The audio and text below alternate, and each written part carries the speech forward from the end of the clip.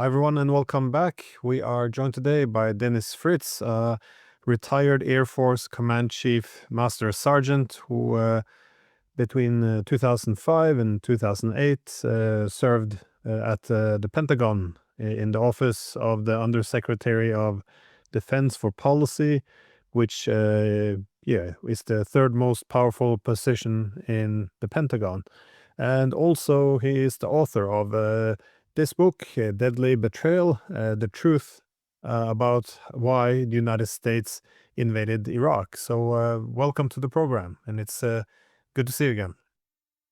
Thanks for having me, Glenn. It's my honor to be here with you today.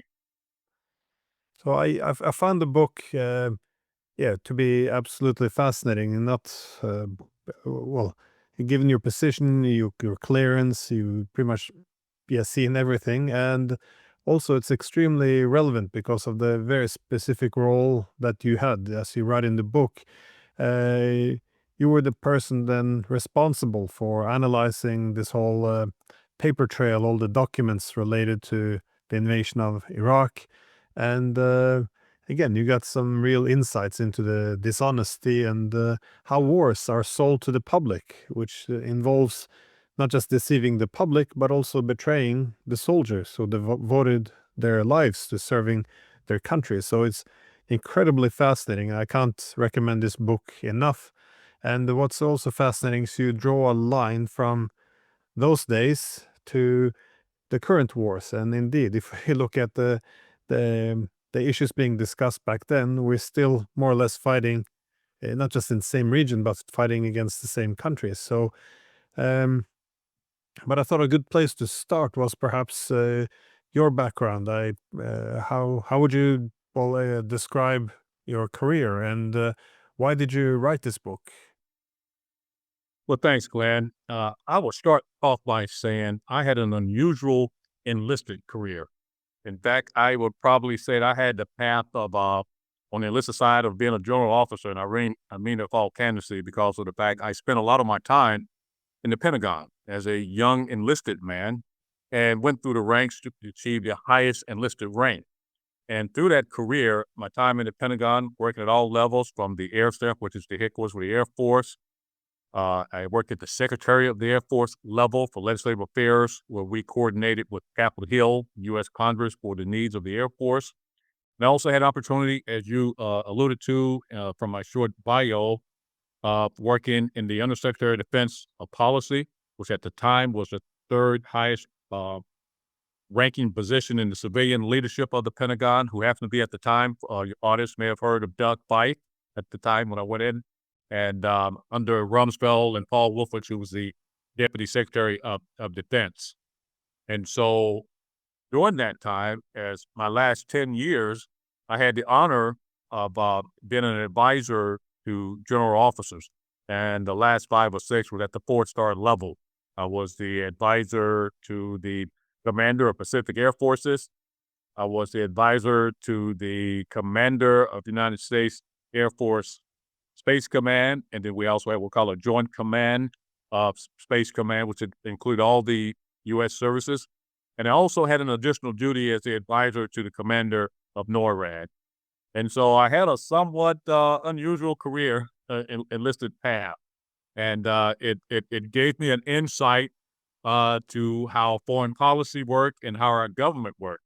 Now, what caused me to write the book was, like all of us in the United States and probably the world, after 9/11, we in the United States, we were alarmed. That was the first time that our country had been hit so hard by a foreign force. You know, the first time would be in Pearl Harbor in Hawaii, but actually on the mainland. And we were all disturbed behind that. And I say this quite frank with you, Glenn, you know, we wanted revenge because we felt we had been hit. And so there started the so-called quote, war on terror and our invasion of Afghanistan to take down the Taliban. Then all of a sudden, we started hearing, those of us in the military, that we were deploying forces throughout the Middle East to get ready for a war in Iraq. And I just didn't understand that. And from my time of working in U.S. Space Command and NORAD at the time, my boss was General Richard Myers, who went on to be the chairman of the Joint Chiefs of Staff, who led the military during the Afghanistan and Iraq wars. And there were members of my staff when I left Space Command that wanted to go to the Pentagon. They thought it would be a highlight of their career. And so I had a number of folks on the staff and some officers I had worked in previous years. And I was calling them and asking, where is this intel on Iraq having weapons of mass destruction? Because I have young men and women coming to me saying, Chief, which was my title at the time, the short for Command Chief Master Sergeant, they called me Chief. Why are we going to war in Iraq? Some of their family members were asking me that same question. And Glenn, I had no answer for them. And my credibility with the troops was my integrity, to be honest with them. And the only answer I had for them was that we have to follow the orders of our senior leadership. Only if we feel that their orders are unethical or illegal can we not follow. And not knowing whether or not Iraq had WMD or not, we couldn't not follow those orders. But it always bothered me, and I couldn't send young men and women off the war is something I didn't understand or believe in. On the officer side of the house, they can choose to retire. On my side, up to enlisted, if you I think it's you to resign, I'm sorry. On the enlisted side of the house, if you're eligible for retirement, you can retire. And I just couldn't see myself sending men and women off to war that I didn't understand, that I didn't believe. So after retirement, somehow I got pulled back into the Pentagon. And I called it divine intervention. And as I got called back into the Pentagon, I became part of a team that was put together to look over all the pre-planning war documents for Afghanistan and, in my particular interest, Iraq. How do we get there? Now, it was under the disguise because of the historical controversy of the Iraq war, we needed to declassify as many documents as we could. And so, man, that really caught my attention. I'll get a chance to say, hey, if you really go to war on WMD. And so that's why I call it divine intervention, something I always wondered, and I had an opportunity to see that. I ended up calling myself the poor man Daniel Ellsberg. If your audience have heard of Daniel Ellsberg, who's unfortunately since passed away. He was the author of the Pentagon Papers released in the New York Times. I called myself a poor man's, Daniel Ellsberg. I didn't have the guts that he had. I did it the proper way in writing my book, by way of writing my book and then sending it through the Pentagon for their review. And as you notice in the book, and your audience will notice in the book, it was heavily redacted. And redaction means there were things that they blacked out so that, the American public, could not know.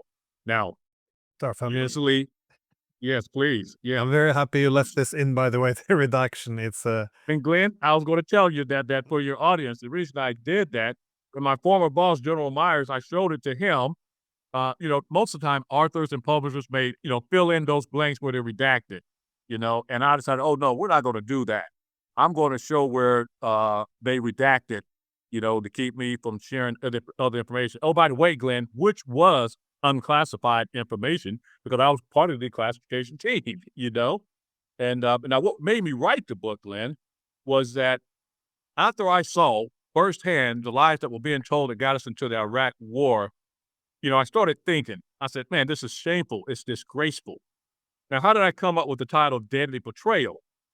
Well, periodically through the Pentagon, all the war wounded that were stationed at Walter Reed to recover. Walter Reed at the time was the major medical center in the Washington, D.C., where war wounded were returning from Afghanistan and Iraq. And after I left the Pentagon for a second time, I challenged my former boss, General Myers, and one other boss, General Officer, that we need to take care of our wounded warriors when they come back after sending them off to war.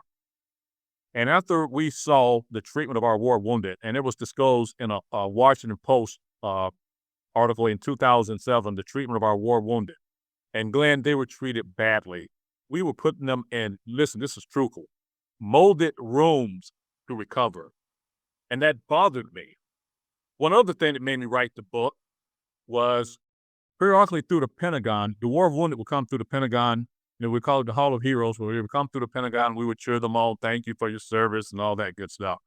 And it hit me that these individuals had no idea why we went to war. Like everybody else, they said, oh, it was about the revenge for President George W. Bush's father, George H.W. Bush. It was about all. And nobody really knew the true reason. And that bothered me. And then I realized 4,500 of our U.S. military men and women had died in that war that was based on a lie. Also, I took it further. I realized the number of Iraqis that we had killed, the infrastructure we had destroyed based on a lie. And I felt I had to write that book. Here it is. I was in a room full of history. And we, at the time, I was really, to be honest with you, Glenn, focusing on the military. I was one of them. And we, the military, had no idea why we went to war. For the 4,500 that died and for their families, I thought it was only right for me to let their families know why they died. 4,500, a deadly betrayal of the military men of our United States Armed Forces. Well, what from going through all these documents, so what kind of conclusion did you land on? Well, why did the United States invade Iraq? You mentioned some speculated the vengeance, the oil. Obviously, the weapons of mass destruction was the key reason, but well, the key reason given. I mean, but once that turned out to be nothing there, the fallback justification seemed to be to bring democracy and freedom. So kind of a modern civilizing mission, if you will. But when you go through the notes, so I guess you will come across two things. That is one, what is the motivation behind it, but also how do you sell it? Because the genuine reason and how you present it to the public is very different. Again, when you want to make people do the worst, which is usually what you do in war, you usually have to appeal to the best in mankind to make them do the worst. So what did you learn from your notes, which you were hired to collect? Well, Glenn, that is a great question, and it ties in what you mentioned in the introduction, how it ties into today, what's going on in the Middle East. You know, to my surprise and my disappointment, this war was never about the defense of the United States. It was never about Saddam Hussein having weapons of mass destruction. It was only used as an excuse of rationale. And I will tell you, there were many in the intelligence world telling the Bush administration there was no WMD. And in fact, if they indeed had WMD, we have no idea where they are, but we don't know if they even have them or not. So I will tell you this, Glenn, the Bush administration came in with the desire to go to war with Iraq. It was nothing about WMD at the time. Why, you would ask that, Glenn? Well, because of the fact that there were those, you've heard the term neocons, that was pushing for us to go to war for many years. And the first Iraq war, when we went in under George H.W. Bush to remove Saddam out of Kuwait, there were some at the time, Paul Wolfowitz, who was an undersecretary of defense, wanted us to stay and hold on to Iraq. Now, why was that? Well, you will find in the book that the sole reason to go into Iraq was on behalf of Israel. Now, why would you say that? Now, what's going on right now, Glenn? This is something that Bibi Netanyahu has always wanted to do. Now he's being straight. He's telling the world there would be no two-state solution. We will annex the West Bank. We are going in and control Gaza. If we have to kill every man and woman and destroy every building, as we're seeing right before our eyes. You know, this is not an opinion. This is not a something. We are seeing it. Now, this is something Bibi Netanyahu always wanted to do. And during the George H.W. Bush administration, he was working closely with them. People like Paul Wolfowitz, Doug Feith, and an individual by the name of Richard Pearl. Rumsfeld, his wanting to go to war was American imperialism, America's exceptionalism. You know, he felt that, you know, America, listen to this, was the only superpower. And we should be able to have the bully pulpit to do whatever we so desire. And our goal should be to make peace in the Middle East, and how? By using our military force. Now, how does it tie in? Bibi Netanyahu has always wanted to go in and just fully, as I alluded to earlier, and destroy Gaza, primarily Hamas and Hezbollah, the fighting wings of the folks that are fighting for their lives and their land. We didn't want Bibi to do that. because of the fact, as you see what's happening now, the killing and destruction, and now Israel is being isolated by the world. You might as well include the U.S. because we're the only true backer of Israel right now. And so the George W. Bush administration didn't want him to do that. So what was our answer to that? We were going to do traditional warfare. We were going to take out those countries that supported and backed Hezbollah and Hamas. And at the time, those three countries were Iraq, Iran, and Syria. And the reason we chose Iraq first, because under the Bill Clinton administration, the neocons forced, and I really mean forced, President Clinton at the time to come up with a regime change policy for Iraq. Now, what gives us the right to go in and change the regime of another country? But Bill Clinton didn't follow through that because we didn't have no excuse to do that, Glenn. We had no excuses to go in and change, even though there are some that think we can do that, like Rumsfelds of the world, but we couldn't do it. So along come the Bush administration with the bright idea, okay, we're going to take out those countries, but how do we do it? Unfortunately, Glenn, there are conspiracy theorists, and they've tried to get me to say this. I don't know. I only can give you facts, what I know, and an assumption and opinions. You've heard many folks say, hey, it was an inside job with 9/11. That I don't know. But there are some people that really can convince you of that. You look at the way these buildings fell down. But I'm not into that conspiracy theory. But what I can tell you to be a fact is that there were those in the Pentagon, unfortunately, the 3,000 lives that were lost on 9/11, they were glad it happened. And Glenn, why were they glad it happened? Because it gave us the opportunity to create the so-called war on terror, to go out after any country that allegedly supported terrorism. And that gave us the opportunity to go after those three countries of Iraq, Syria, and Iran. Why did we go after Iraq first? It was because of the fact, as stated earlier, we had a regime change policy already in place. We were going to go after Iraq first, then Syria, and then we were going to save Iran for last because we knew it would be a harder battle. As we now know, both Israel and the United States know now, it would be hard to take out Iran. Now, you've heard in press here in the last, I'll say 6 or 7 months, about General Wesley Clark, one of the retired generals in the United States, from the United States Army, mentioned there were 7 countries that we're going to go after. It was disappointing. Wesley Clark knows this because he saw it. That was one of the documents that we declassified. And that was a true statement which Wesley Clark, made. We were going after these 7 countries because of the fact that we felt that they were the ones that were supporting terrorism against Israel.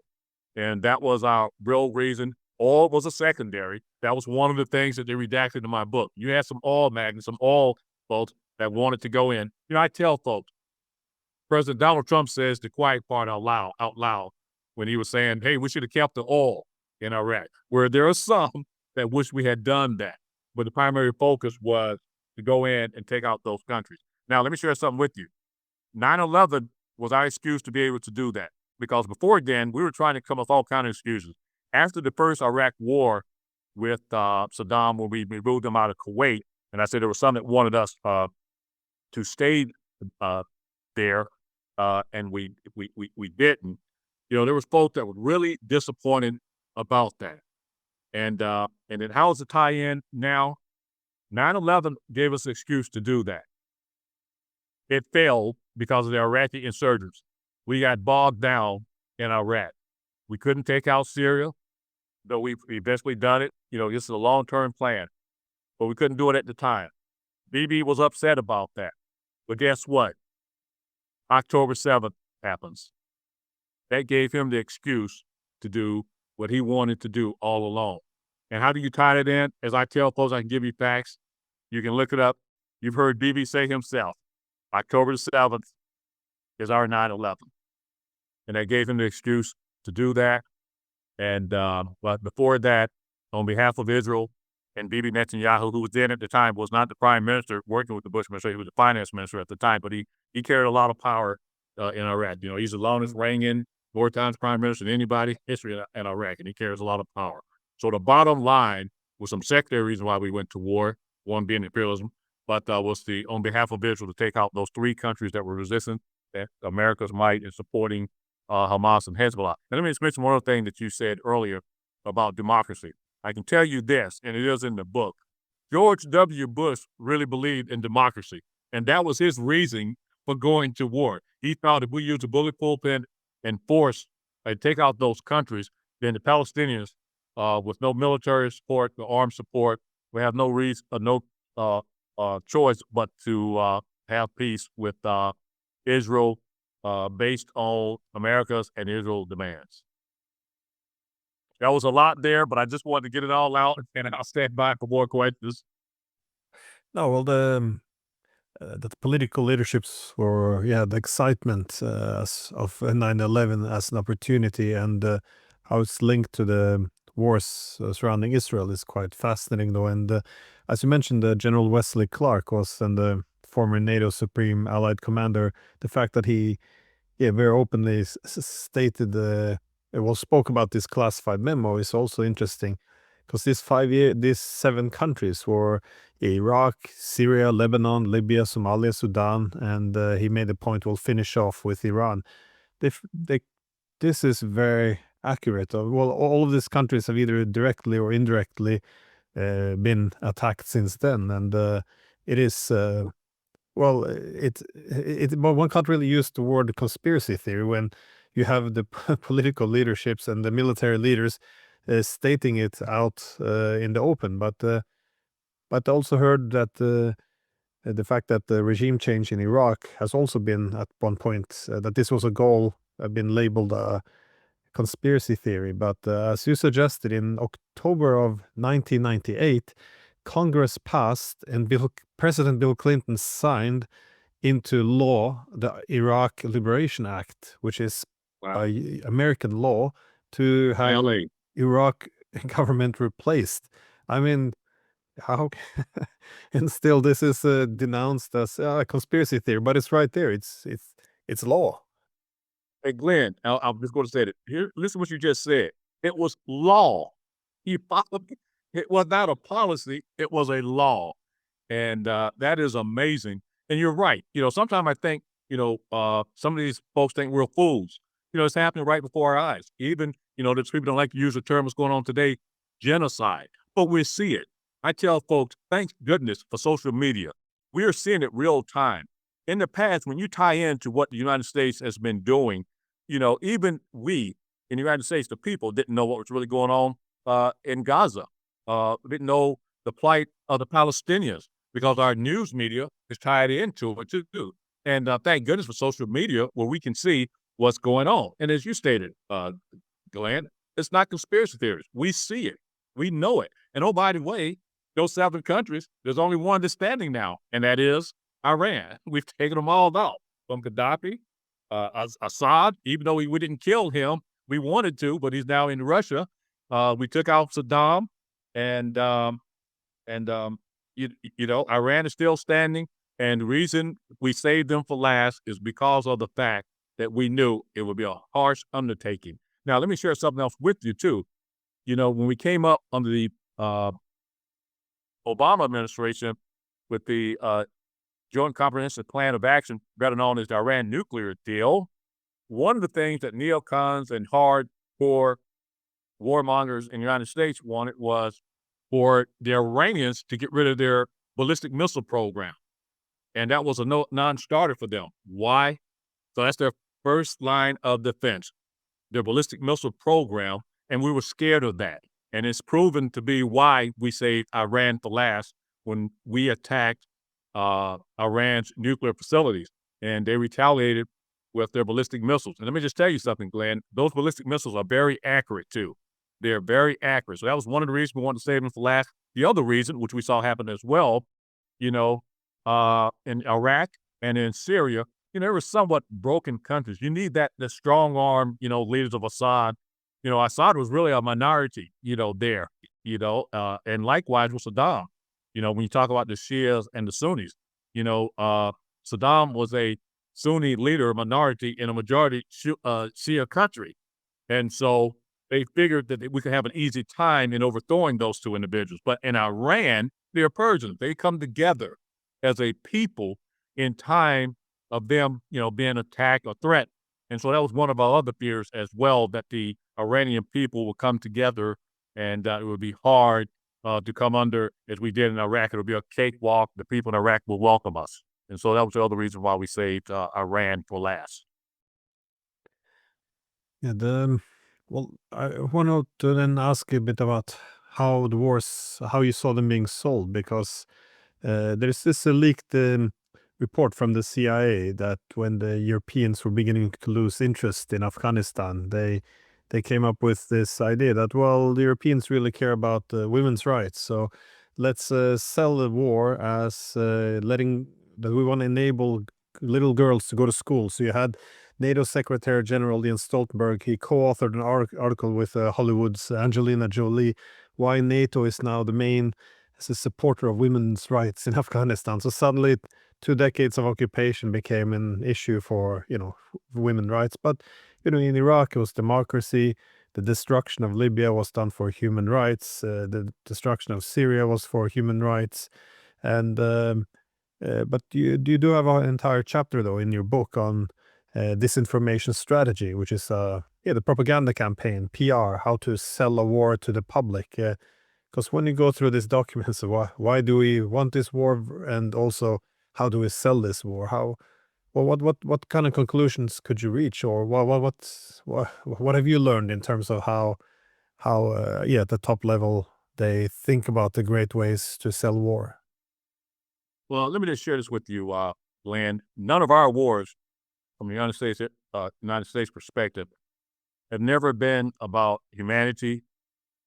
It's never been about women's rights. It's always been about power, imperialism, and just controlling the world, to be quite frank with you. Now, how did they sell the war to, in particularly, which I will focus on, the American people? You remember when I stated that there were some in the Pentagon that were glad that 9/11 happened, and I really mean that. Well, why? That gave us the rationale and justification to go to war under the disguise of the war on terror, because of the fact we could never let that happen again. In other words, the bottom line, I hate to use a term, I don't like to curse, but they scared the hell out of the American people to say, if we don't go to war, this could happen again. And the American people jumped on board with that.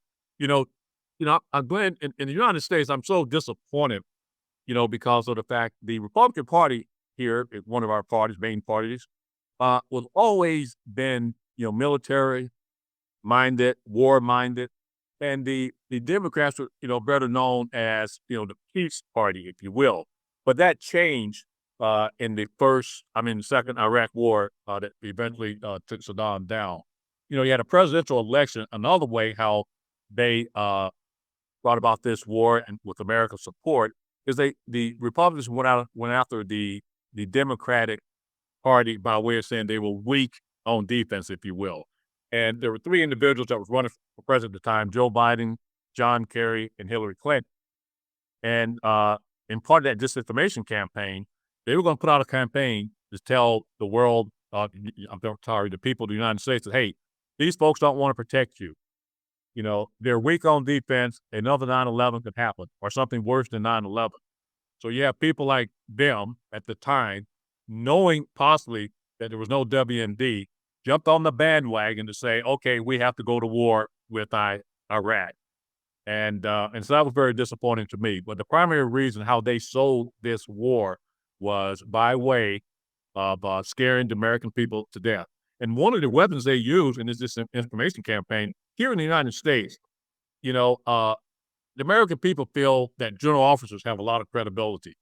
And it was a campaign to use, unfortunately, general officers to get out on the Fox News and the CNNs of the world and talk about how Saddam was a threat to us. And unfortunately, they used the military, general officers that were retired, to sell this war as well, because people in the United States feel that, general officers are credible. Now, in regards to the world, the Bush administration, the George W. Bush administration, different from the George H.W. Bush administration, where they put together a campaign of the willing during that time. The George W. Bush administration didn't care about that. They didn't care. We would go in alone. You heard Rumsfeld say that many a times.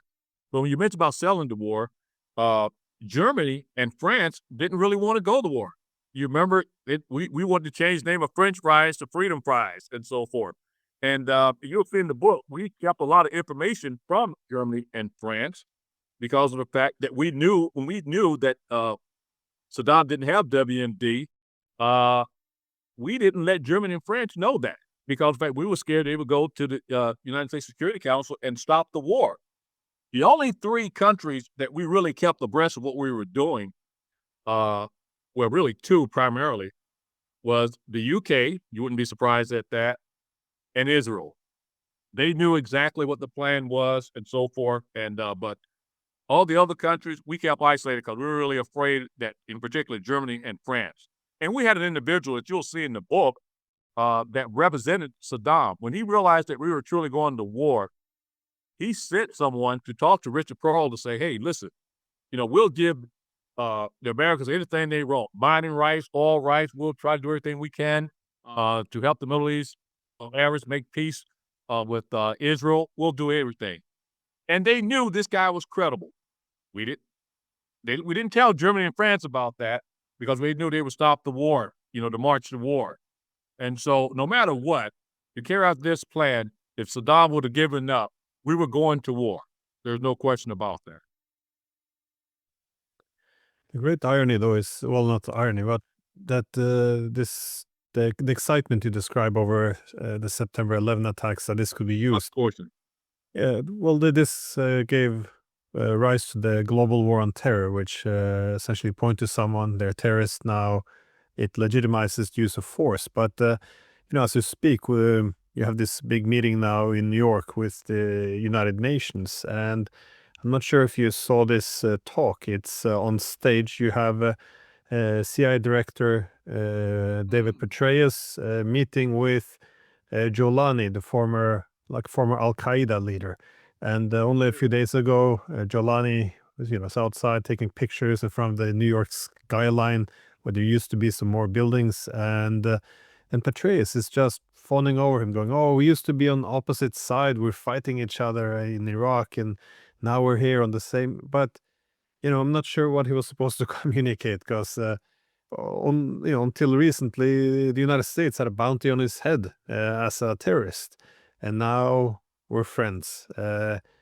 Still a terrorist, but now we're on the same side. I mean, how is this playing out in the U.S. Army and all the people who lost their fellow soldiers, their loved ones, and now this is where we are. I mean, it's mind-boggling, though.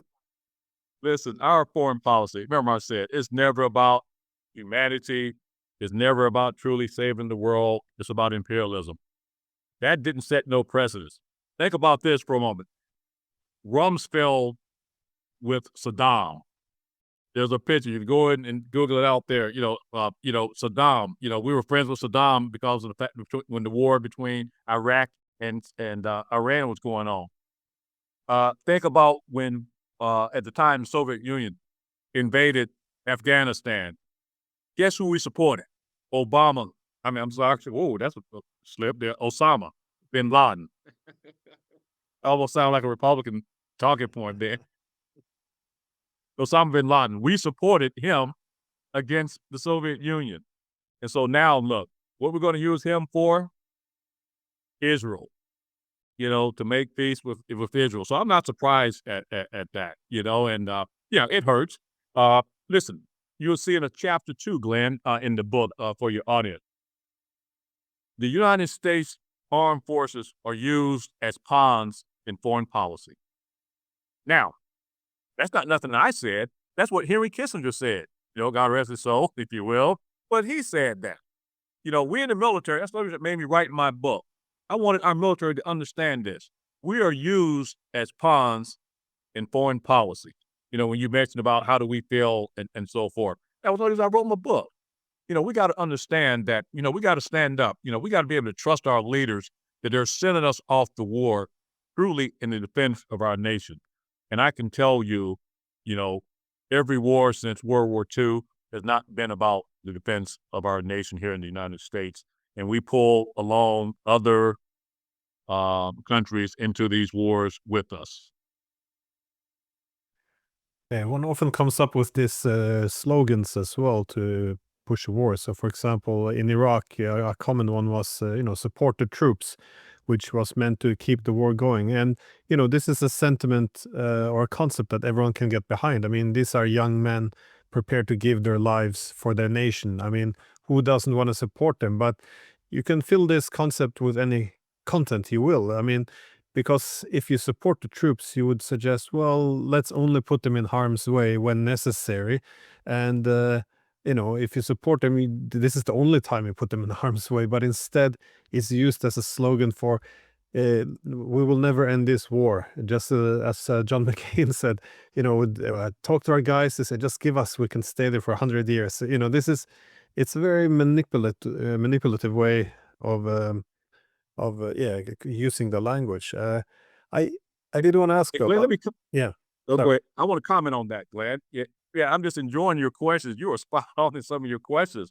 You know, some of us veterans now are saying, I am so sick and tired of politicians, but it's gone all the way down to normal everyday citizens. They tell us in the military when they found out we're veterans, thank you for your service. And that's just, to build us up, but really we've been abused. So now I tell folks, no, you thank, especially those that have been in combat, have been wounded, you thank them for their sacrifice. You thank them for being abused, by our government. Glenn, you'll notice one thing in my bio and also in the book, I talk about the wounded warriors, that we have. And I remember, I tell folks, I probably could have got fired from that job. I was a representative for the Air Force over at the major medical center I mentioned the previous, Walter Reed. And used to have members of Congress that come over and want to thank, our wounded for their service. You had folks with uh, amputees, double amputees, triple amputees, lost both arms and legs. And they were going, oh, thank you for your service. Just, and it used to bother me.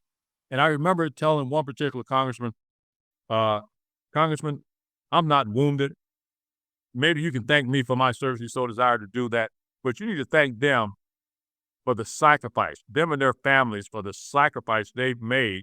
And unfortunately, a sacrifice based on a lie. Based on a lie. And I got to tell you, Glenn, knowing that, shame on me if I didn't write my book, knowing what I know. Shame on me if I didn't let the public know that our military is used and abused by our foreign policy. You mentioned before, though, that Germany and France were being kept in the dark in the fear that they would want to perhaps stop the war if they knew that the Iraqis were, desperate to find a path to peace. But how did Washington deal with international institutions, though? Because you have the IAEA, the International Agency the International Atomic Energy Agency, and you also have the United Nations. Then under Blix, who was going to come and inspect. Hans Blix. Yeah, how did Washington, I guess, undermine international institutions, though, who would seek a peaceful path and prevent the war plans? Glenn, what another great question and observation. Under that disinformation strategy we talked about, unfortunately, the United States had plans already to discredit both of them. We were told eventually that this by the inspection agency that Saddam did not have weapons of mass destruction. So we had plans in place, and that is in the book, to discredit both of those individuals, to say that Saddam did have weapons of mass destruction, and here's where they were. They were made up sites. Made up sites. And as we all know now, WMD was never found because there was no WMD to be found. And so we had a discredit campaign against those two individuals and the United Nations. And the bottom line, I will tell you again, Glenn, no matter what, you heard, those previous administration officials at the time, Rumsfeld, Cheney, if we have to go in alone, we will do that. And they did that. And once again, something you said earlier, conspiracy theories. These are not conspiracy theories. They did it. And now, as we can see, Bibi Netanyahu is just really, he doesn't care anymore. He's telling us what he's going to do. And this has been his plan all along. And well, I wanted to ask also about the credibility, because in your book you do write from Rumsfeld to Condoleezza Rice, Wolfowitz, Rumsfeld. I mean, they all seem very, in terms of motivation, organized around the idea that U.S. credibility has to be preserved, and that requires war, as opposed to the fear of being seen to run away. I mean, is this the idea that if they would accept a peaceful settlement or a negotiated outcome, that this would make the U.S. look weak? Or how much of the eagerness for war or war enthusiasm is what was explained by this, the drive for enhancing or U.S. credibility? Glenn, another great question. When I was trying to think what should the title of my book be, one of the first thoughts that came to mind was credibility. Truth why we went to war. Because of the fact, and this is particularly Rumsfeld, he felt that America's credibility was on the line. How did that start off? Well, as I mentioned earlier, under the Bill Clinton administration, we had a regime change policy for Iraq. And Bill Clinton didn't do anything about that.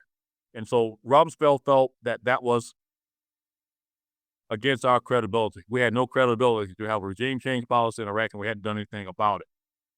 And so that was one area.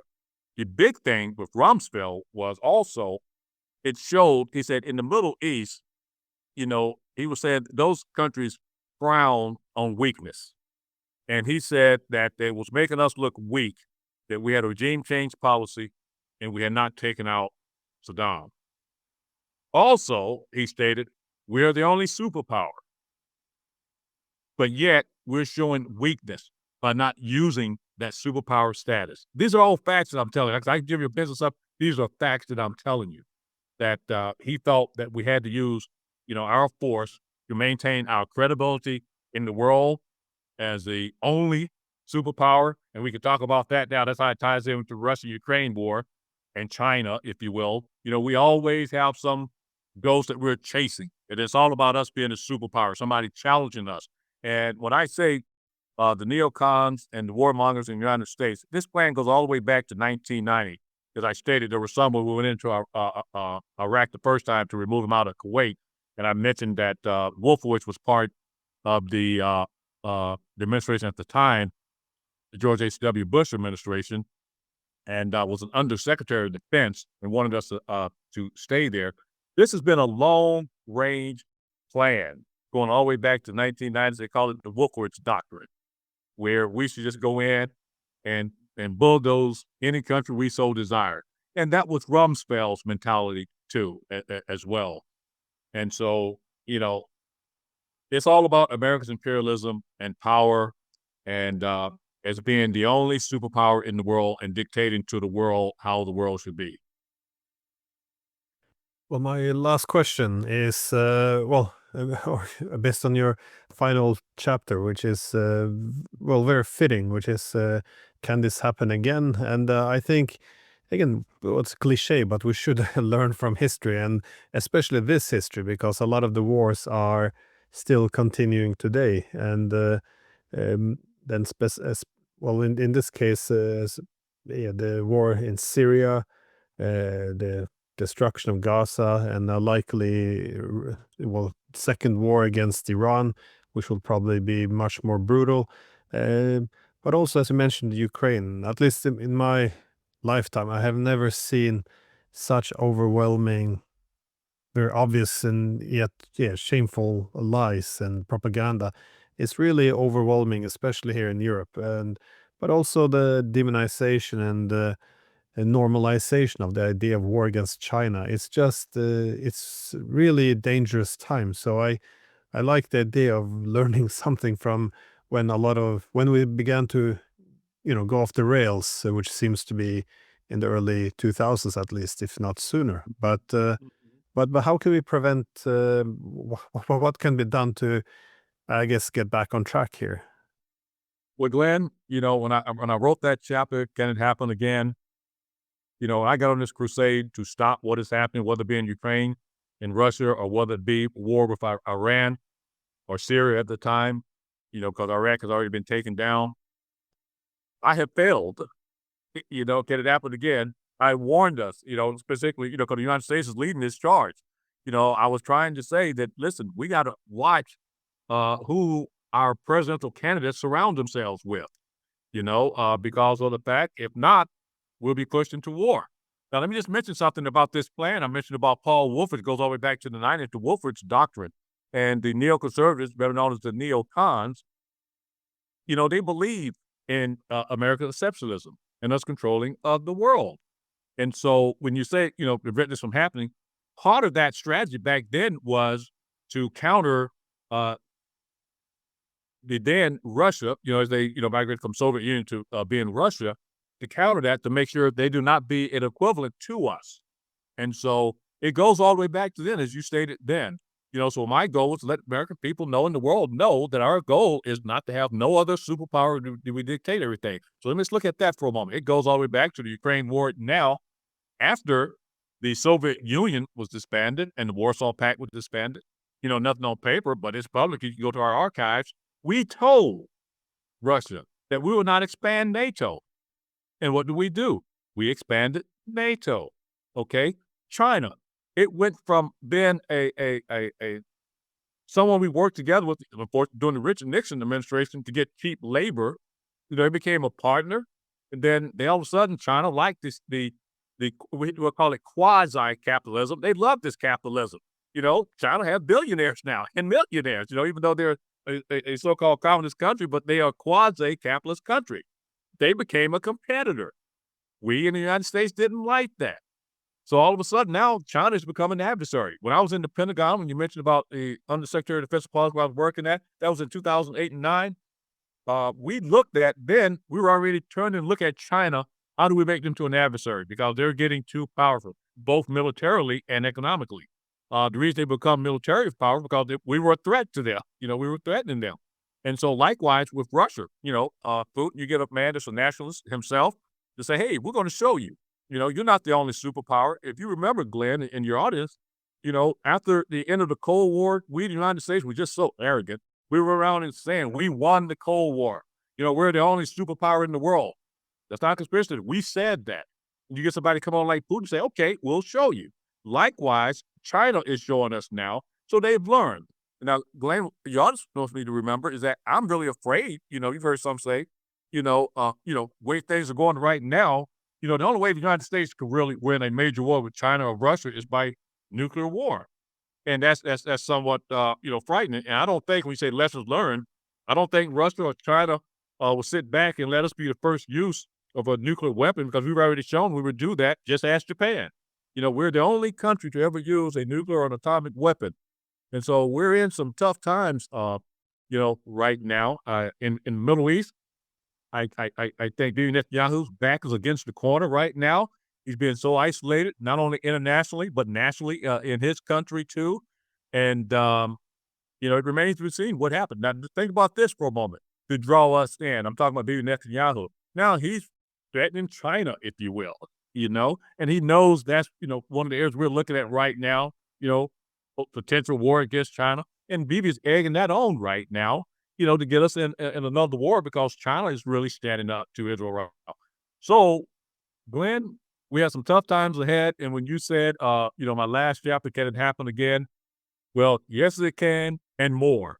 And I'm so disappointed in saying, and so in that regard, in my goal to do whatever I could to bring about a more peaceful world, it's sad that I'm failing, and a lot of us are failing. In a rewrite, a new edition, you might change the title of, here we go once again. But it is sad, though, to see the exact same play being played over and over. And it's always the same. We see Afghanistan, we say, oh, well, it turns out afterwards it was based on fraudulent claims. We see the same Iraq, Libya, but then whatever the war of the day is now, for example, Ukraine, it's well, this time it's different, and and whoever criticizes it, well, they stand with the enemy. And if you're really patriotic, you would cheer on this war, which will bring disaster to us all. But this is I don't know, the current time now. It just seems so much more severe. The complete the genocide broadcasted in Gaza, war against Russia, the largest nuclear power, the bombing of nuclear reactors in Iran, and of course war with China. It's just it's very different than the more medium-sized and small countries which we destroyed throughout the 2000s. So Glenn, you said irony a few minutes ago. America has this philosophy and fame, peace through strength. And right now, this so-called strength is causing a disaster. very much agree. So yes, I can't recommend this book enough, Deadly Betrayal. I will leave a link in the description, and thank you so much for taking the time to speak with us about your book. Glenn, thanks so much for having me. You take care.